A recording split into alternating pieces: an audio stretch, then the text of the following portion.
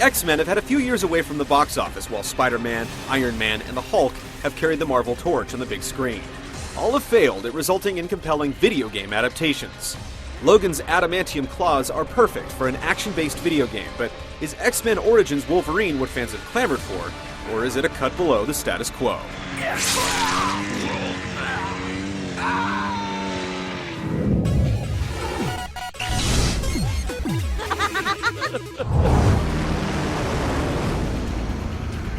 The game's plot loosely follows the events of its silver screen counterpart, recounting Logan's past as part of a special military unit in Africa, his painful conversion into Weapon X, and the beginning of his long-standing feud with Victor Creed, aka Sabretooth.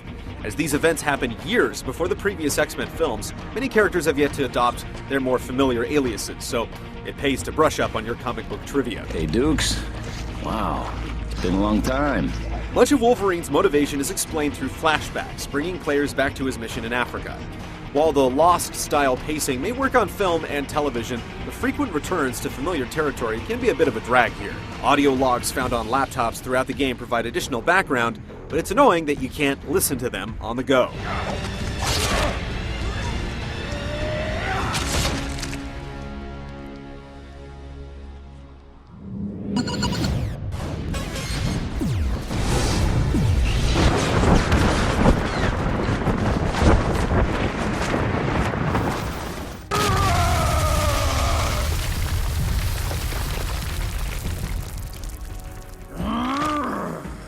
Wolverine follows a linear path through 5 major chapters. You'll slash your way through the African jungle, escape the prison-like Weapon X facilities, trudge through snowy Canadian forests, and climb a New Orleans casino skyscraper before reaching your final destination. Let's kill this son of a bitch! Mowing down riffraff and finding dog tags nets you experience, with each level up granting 2 skill points to assign as you wish.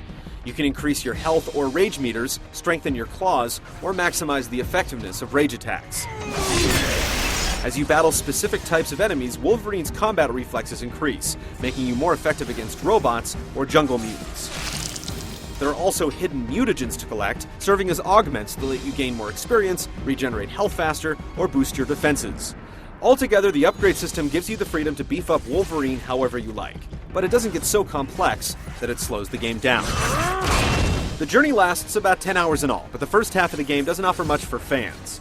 Aside from a brief clash with Sabretooth, you'll spend much of your time fighting faceless soldiers, and there are about a dozen repetitive Leviathan and Wendigo boss fights to endure. Then you'll suddenly find yourself in a string of awesome encounters. The pacing isn't the greatest, but there's plenty to look forward to after you clear the icy wasteland. You even blink and you're dead.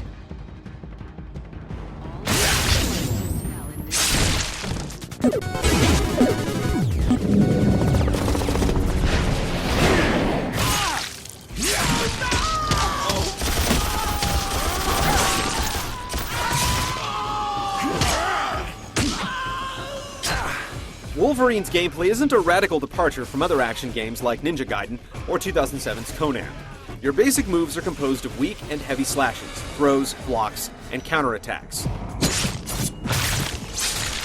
Wolverine can also perform long-distance lunge moves, which double as a means for crossing wide gaps. As you progress, you also unlock rage moves, unleashing Wolverine's fury in whirlwind spins, dismembering drills, or a high-powered berserk mode.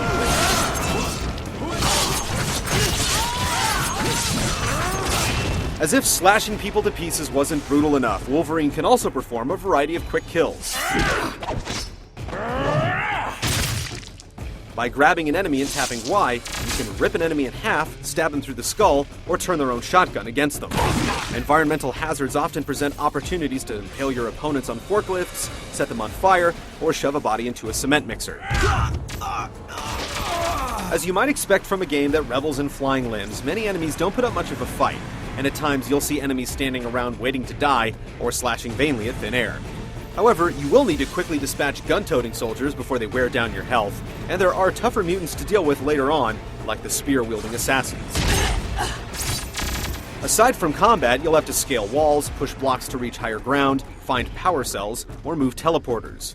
Tapping up on the D-pad activates Wolverine's feral senses, allowing you to see hidden traps, interactive objects, and cloaked enemies. It's not revolutionary, but the combat in Wolverine is tight and responsive, and it can be a lot of fun finding all the different ways to rip bad guys to shreds.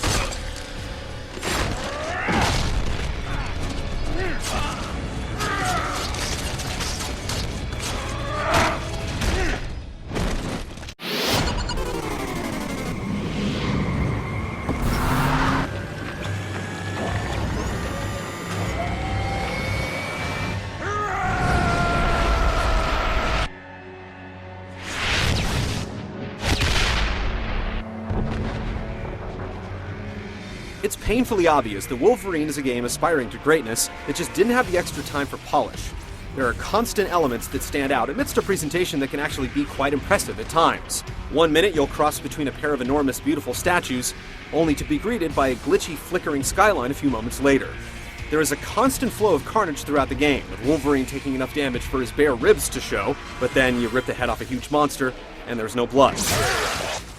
High-production pre-rendered clips are offset by pre-recorded in-game cutscenes, as evidenced by disgusting video compression artifacts, even on the PS3 Blu-ray. None of these issues are game-breaking, but they reek of a rushed product and are often humorously distracting.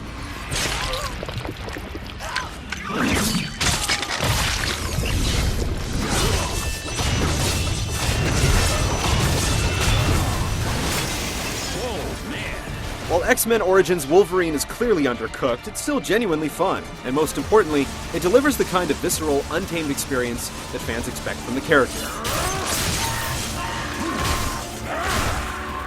It's been a long time coming. Just like Logan, it's a beast on the outside, but it has a good heart within.